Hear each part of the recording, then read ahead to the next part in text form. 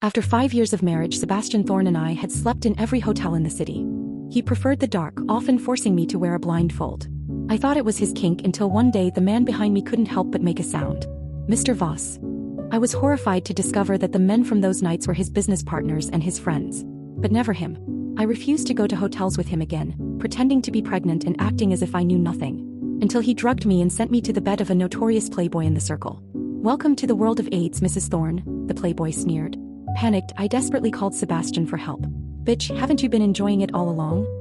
He took a drag of his cigarette, casually saying, "If you really got infected, I suggest you buy a lottery ticket to celebrate." My phone was snatched away and the playboy knocked me out with a lamp, doing as he pleased. When I woke up, the bed was a mess. I numbly put on my clothes and stumbled to the cemetery. On the tombstone, a middle-aged man smiled warmly at me. I touched his face. "Dad, from now on I owe Sebastian nothing. Nothing at all." After getting the post-exposure prophylaxis, PEP, medication, I finally collapsed in the hospital hallway, people screaming around me. "Stay away, don't vomit blood here trying to infect others. What were you doing when you were having fun? Serves you right. Get out or I'll beat you to death." I was kicked awake and barely made it home. After taking the medication, I wanted to rest, but I heard the sound of laughter and teasing coming from my and Sebastian's bedroom. Elena made such a scene last night. Could she have known that I introduced Mr. Stone to her? So what? She's still having the time of her life now. Shoo, focus. The woman screamed, her voice breaking. "Sebastian, what if she can't take it and makes a scene?" "She wouldn't dare," the man panted, sneering. I closed my eyes, but I was too numb to shed a tear. I turned and went downstairs. My mom was watering the garden and rushed over when she saw me. I stopped her, standing 3 steps away. "Mom, let's go." She glanced upstairs worriedly. "Elena, I know you've suffered, but Sebastian has it hard too. Once you have a child, things will get better." "We won't have a child, only a cursed one. Give him another chance. I'll talk to him." "Mom, he knows. He's always known who I am," I interrupted, trembling, collapsing to the ground. My mom's face turned pale. "We owed the Thorne family." 12 years ago, late at night, Sebastian's father was driving back from a neighboring city and passed through Meadows Village. He had been drinking and the village road had no streetlights. He accidentally hit and killed a farmer. The farmer's wife and daughter stopped his car, demanding justice. Mr. Thorne paid a large sum of money to settle the matter privately and fled. But he didn't know that the farmer was already in the late stages of liver cancer, with only 3 months to live. The farmer couldn't bear to leave his fragile wife with the burden of the family and wanted to secure a future for his only daughter, who had just started high school. Mr. Thorne was the wealthy man he had been waiting for at the village entrance for 2 months. Scamming him would not only provide enough money for the mother and daughter to live comfortably but would also be a drop in the bucket for the Thorne family. Dad had no way out. "Please forgive my despicableness, Elena. Study hard, take your mom to the capital and find a way to repay the Thorne family. This is what we owe them." The girl followed her father's dying wish, excelling in her studies and getting into a university in the capital, coincidentally becoming Sebastian's junior. Only then did she learn that Mr. Thorne had died of a heart attack that very night, due to alcohol and extreme shock. Years later, Mrs. Thorne waited until Sebastian came of age, handed the company over to him and then committed suicide. Sebastian, the golden boy, became an orphan shortly after coming of age, and his childhood sweetheart abandoned him to go abroad. And that girl, through sheer persistence and unwavering companionship, finally won Sebastian's approval. Not long after graduation they got married. That girl was me. I never thought Sebastian and I would have a happy ending. I was willing to be his servant, to work myself to the bone for him. He was the one who confessed his feelings first and he was the one who proposed. And I had no right to refuse. Just like in the 5 years of marriage, when he wanted to spice things up in hotels, when he got me drunk, when he made me wear a blindfold. As long as it was him, I never refused. After learning that the man that night was Kale Voss, I was mortified. But the next day I still pretended to know nothing. Only when Sebastian sent me another hotel name and room number did I say that hotels weren't home, and I wanted to sleep at home from now on. He scrutinized me, pinching my chin, a careless smile on his lips. "Elena, didn't you say you'd do anything for me, be my dog? Willing to do anything? How is it that after a few years as Mrs. Thorne, you've forgotten your place?" I was thunderstruck. I didn't expect that the first time I didn't obey him, he would mercilessly tear apart the facade of our marriage. But then again, after 5 years he must have grown tired of this game. For some reason he didn't reveal the final truth. I could only make the excuse that I was pregnant and needed to rest. He gave me a meaningful smile at the time and didn't push further. I breathed a sigh of relief. Now I know. It wasn't that he was tired of the game and willing to let me go. It was because Natalie Hale had returned. He wanted to play one last big trick, kick me aside and make room for his first love. How could he let me leave unscathed? "I've paid my debt to him," I said softly. "Now he doesn't need me anymore. Mom, let's go." Knowing my place was the last bit of kindness I could offer Sebastian. My mom hugged me, her fingers trembling as they touched my bruised lips, tears streaming down her face.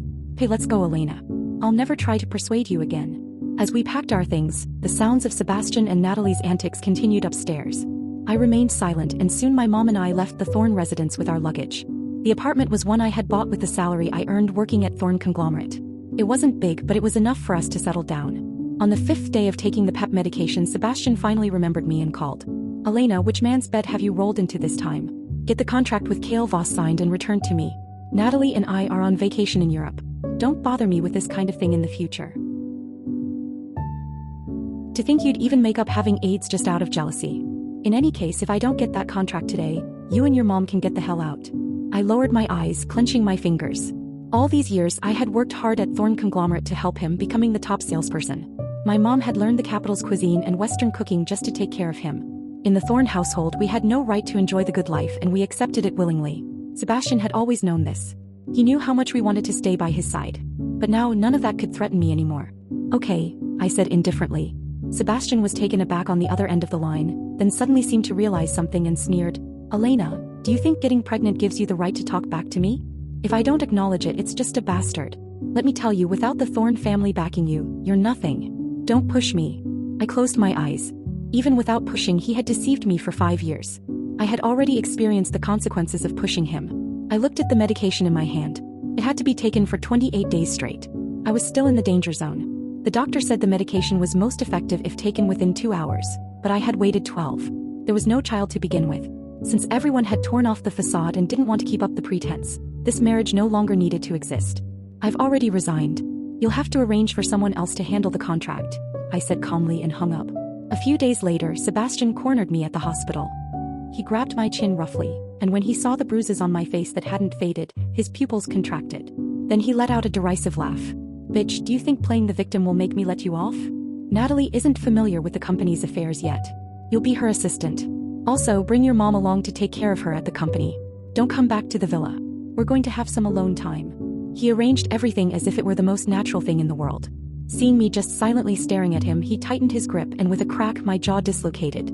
Saliva immediately streamed down, but I remained calm and indifferent. He took a step back, a flicker of regret in his eyes. Just as he was about to say something, his phone rang. "What is it?" he answered irritably, shouting. Whatever the person on the other end said, his expression changed and he turned and kicked me. "Elena, this is what you wanted, isn't it? If anything happens to Natalie, I have plenty of ways to make you suffer."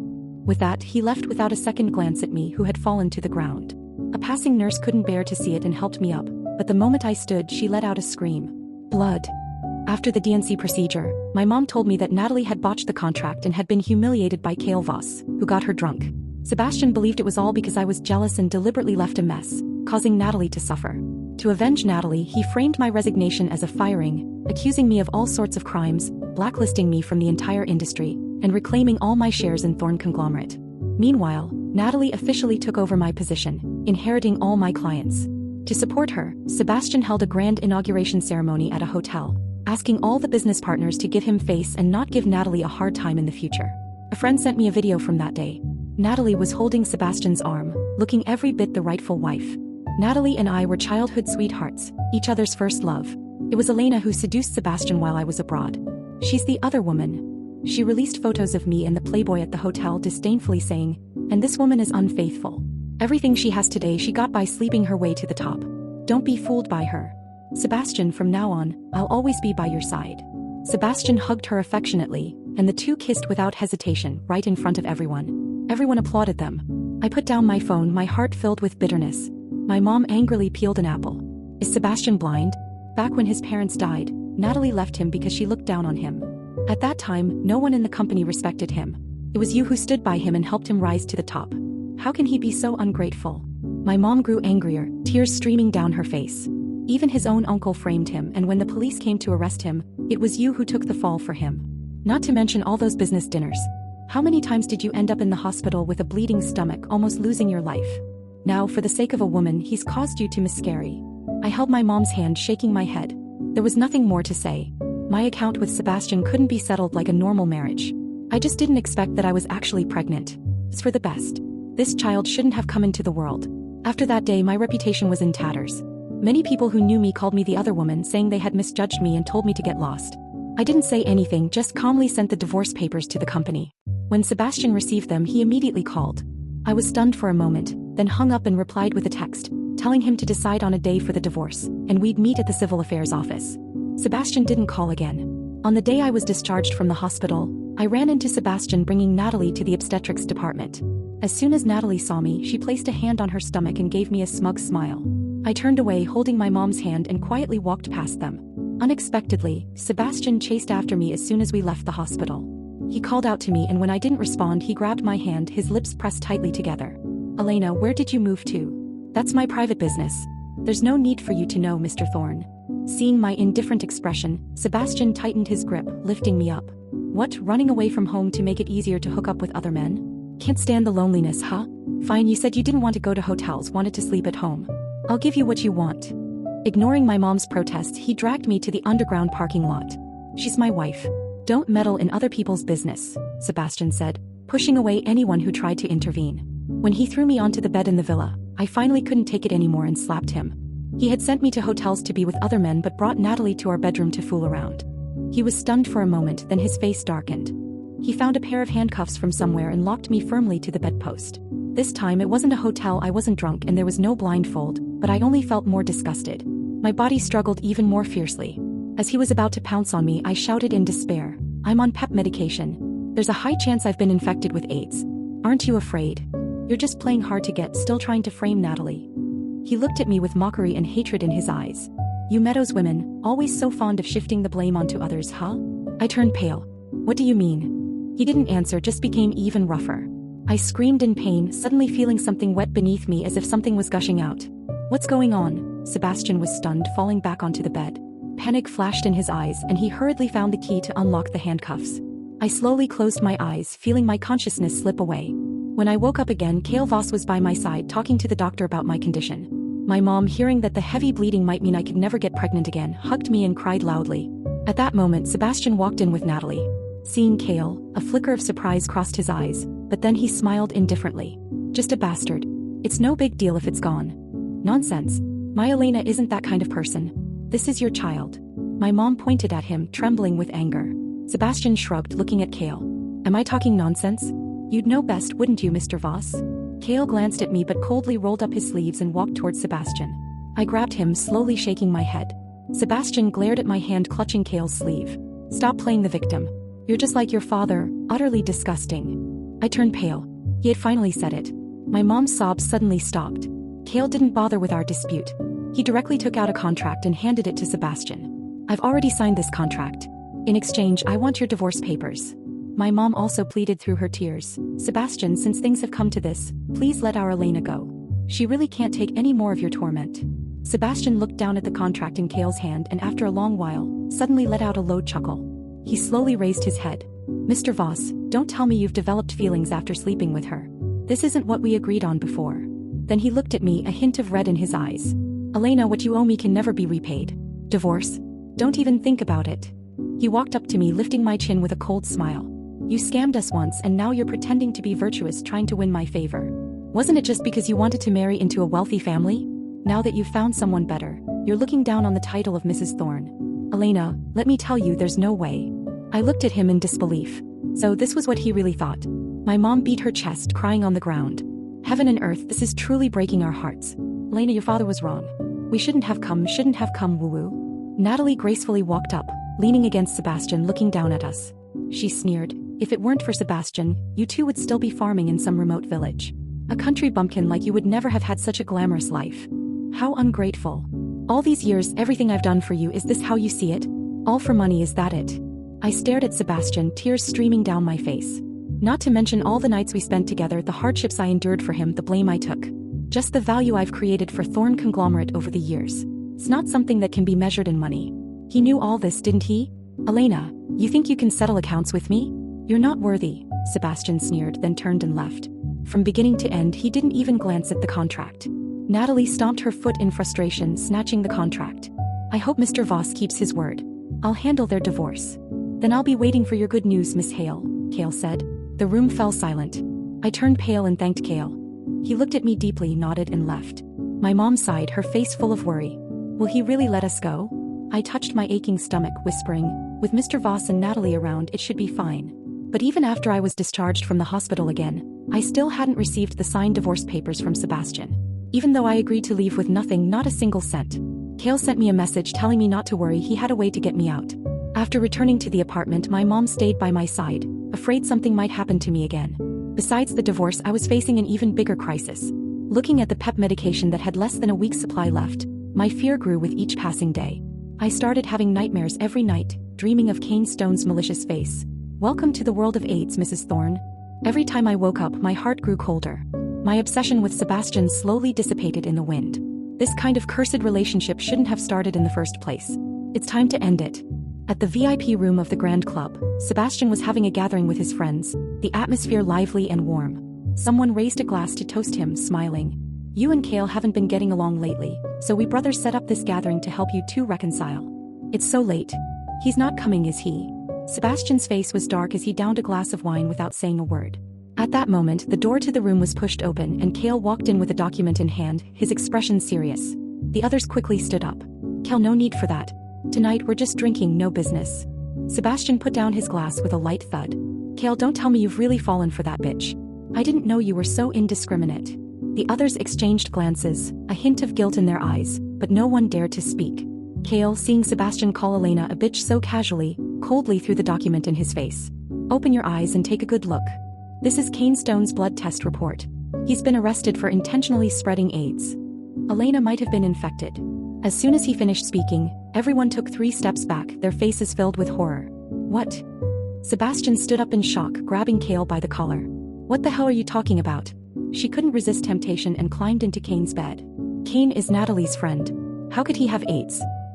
He stared at Cale for a moment, then suddenly burst into laughter, pointing at him. "Nice try helping that bitch get a divorce. You'll really do anything, huh? Think you can scare me into letting her go by saying she has AIDS? No way." Sebastian smashed a bottle of wine. Cale looked at him, shaking his head in disbelief, then sneered. "This kind of thing can be easily verified. Kane is being held at the West City Detention Center. Go ask him yourself. One more thing you probably don't know. Your first love, Natalie and Kane, have been lovers since their time abroad. That night, it was Natalie and Kane who set Elena up, and you, Sebastian, were an accomplice, personally destroying her."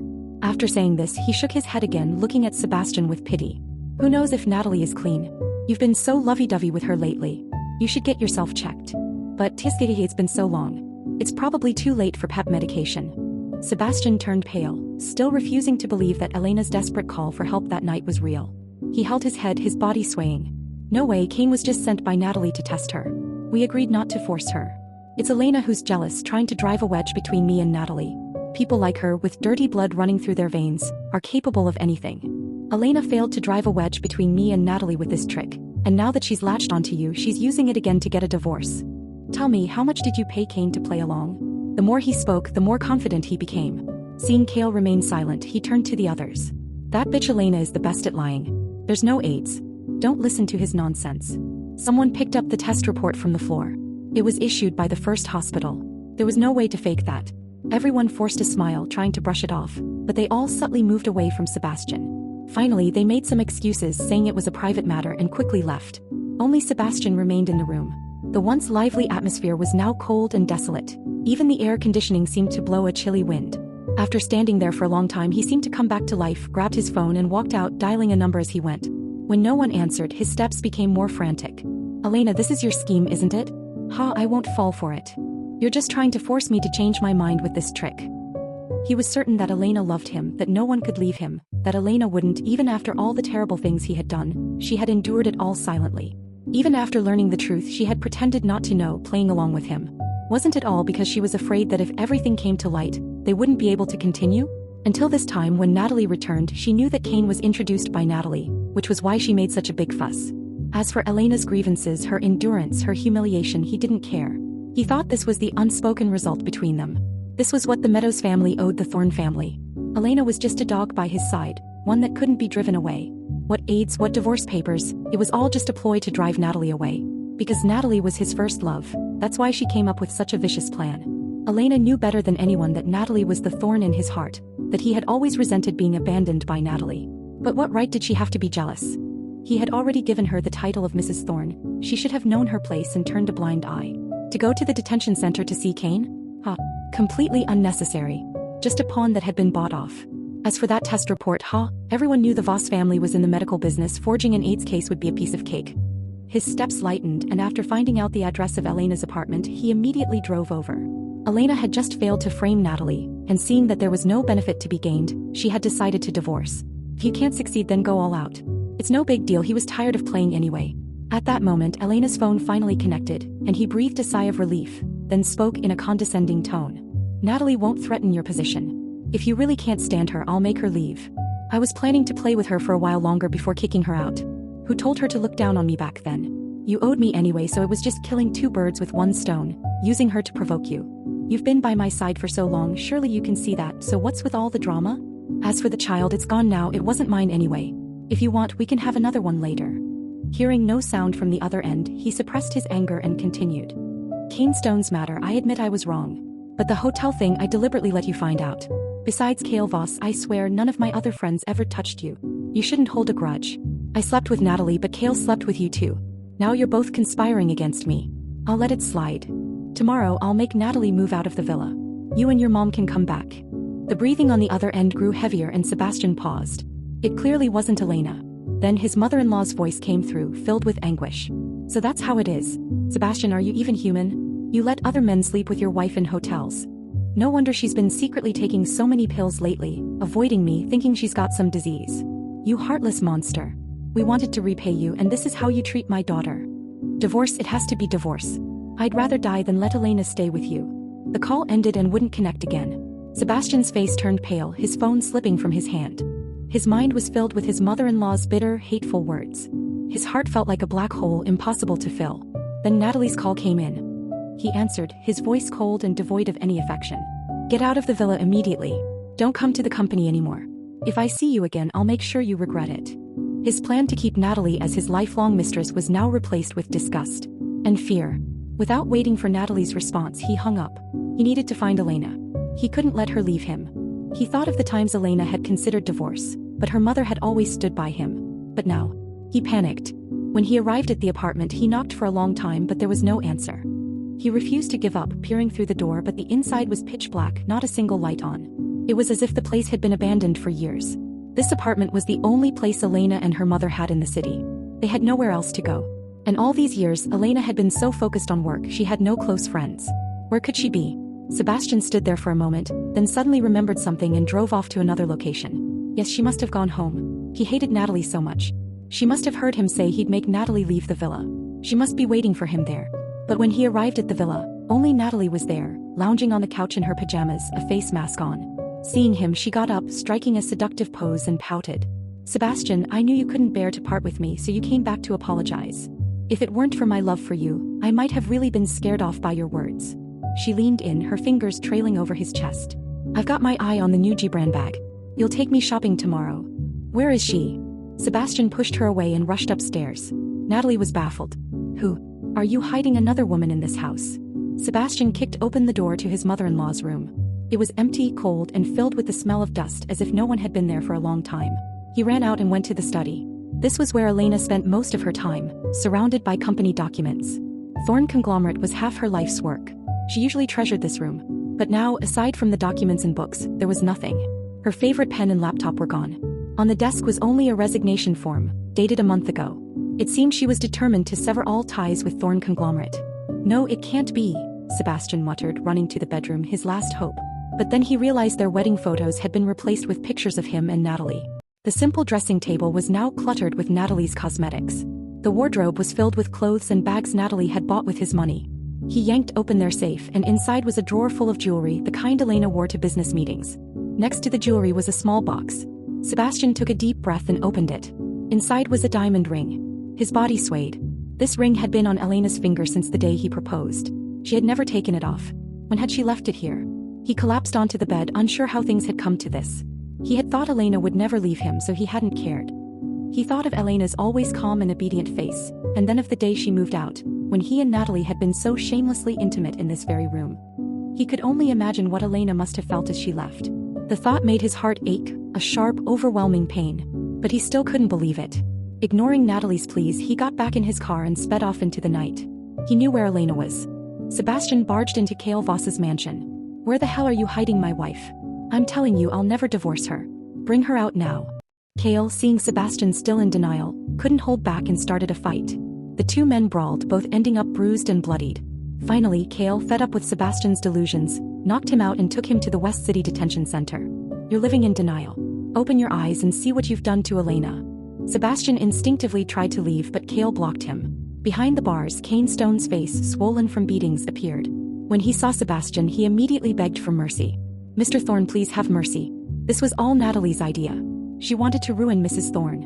Only if Mrs. Thorne got AIDS could Natalie take her place. I have no grudge against Mrs. Thorne, and you're a powerful man. Why would I cross you? He was crying, hands clasped together. Mr. Thorne, please get me out of here. If I really wanted to harm her, I wouldn't have told her I had AIDS, right? Sebastian stared at him, his pupils dilating in shock, his mind a storm of turmoil.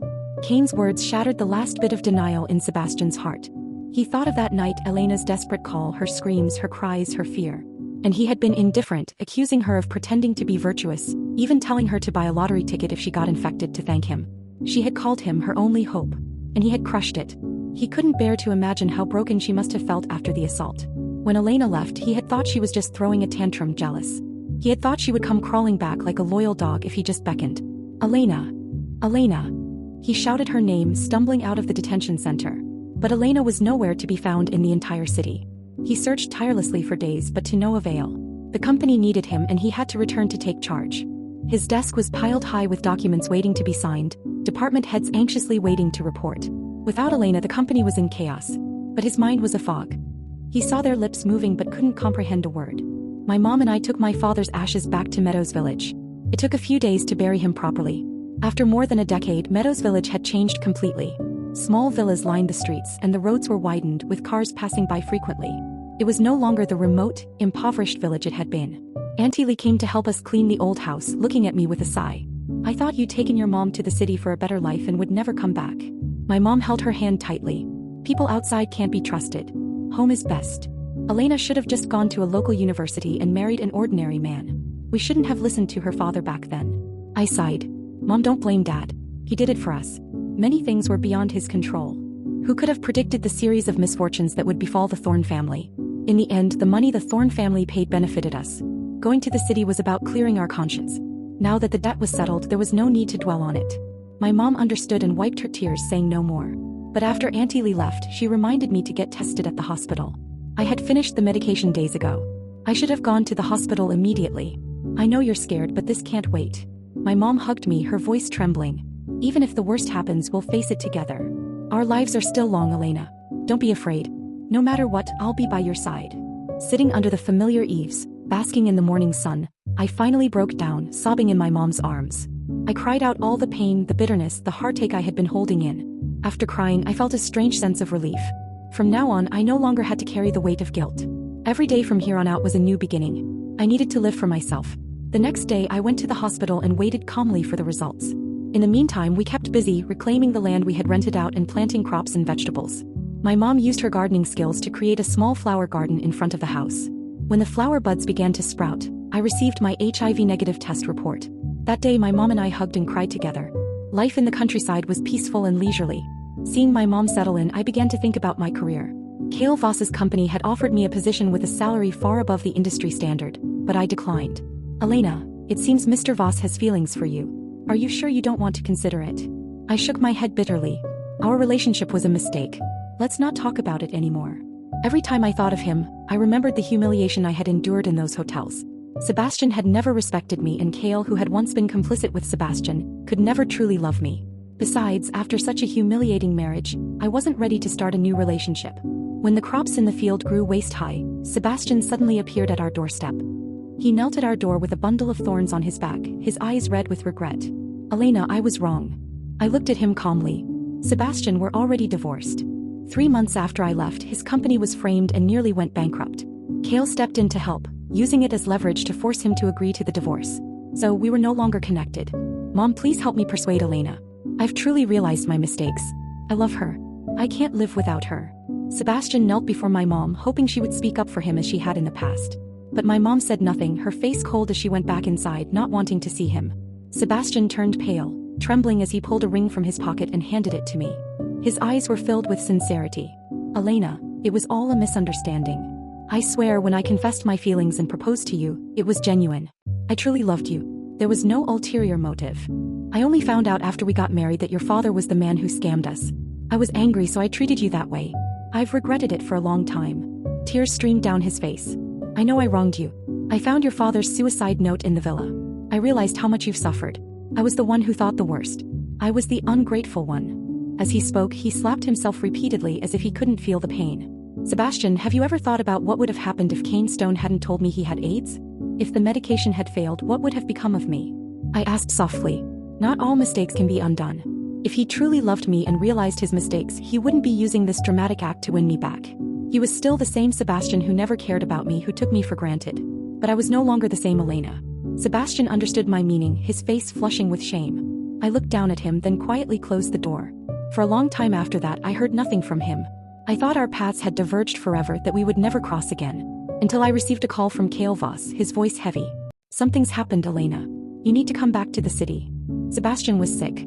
Very sick. When I arrived in the city, he was still unconscious in the ICU. He's been overworking, drinking heavily, and caught the flu. It shouldn't have been this bad, but... Kale sighed, handing me a test report. HIV positive. I froze. It's not surprising. Natalie was Kane Stone's woman, and Sebastian spent every day with her during that time, Kale explained. I looked down, hardening my heart. Even so, it's no longer my concern. There was no need for Kale to call me back for this. All of this was Sebastian's own doing. Kale rubbed his temples, looking exhausted. I didn't just call you back for this. Thorne Conglomerate is your and his life's work. If something happens to him, you should take over. I never wanted it. Kale grabbed my hand, his gaze intense. Don't be rash. Sebastian's will names you as the heir. You should meet with the lawyer. I was speechless. He had even written a will, knowing he might not survive this. I put on protective gear and went into the ICU to see Sebastian. Seeing him lying there, lifeless, with tubes everywhere, a flood of emotions overwhelmed me. Perhaps he had truly realized his mistakes, genuinely wanted to apologize, to make amends. But it was too late. Now talking about forgiveness was meaningless. I knelt beside him, gently holding his hand, lamenting how fate had played such a cruel joke on us. Once, my mom and I had only wished to stand by his side in place of his parents, hoping he would live a peaceful life. But now, as the last of the Thorne family, he would join his parents in death far too soon. Sebastian, how did we end up like this? I murmured. Our debt to the Thorne family was settled. And yet, it felt like it would never truly be settled. After all, our cursed connection with the Thorne family traced back to my father, more than a decade ago. My grief was overwhelming, tears falling like rain, pooling in his palm. Then I felt his fingers twitch, and the heart monitor began to beep frantically. Doctors and nurses rushed in to save him. The nurses pushed me aside, and Sebastian suddenly opened his eyes, turning to look at me. His eyes were filled with a deep, undeniable love. Then he gave me a faint smile and slowly closed his eyes. It was as if seeing me one last time had brought him peace, and he was ready to let go. We didn't exchange a single word, but it felt like we had said everything, a silent farewell. Beep. The monitor's line flattened, never to rise again. The doctor reluctantly informed me, "We've done all we can. Please accept our condolences." I nodded numbly. No matter how much confusion and unwillingness I had in my heart, as Sebastian took his last breath, our grievances dissipated with the wind. I no longer needed to cling to them or dwell on the past. After all, I had suffered enough from forcing things in the past decade. Having come to terms with this, I handled his affairs properly and, under the lawyer's supervision, took over Thorne Conglomerate once again. Although this wasn't the life I had envisioned, I accepted the new beginning that fate had arranged for me.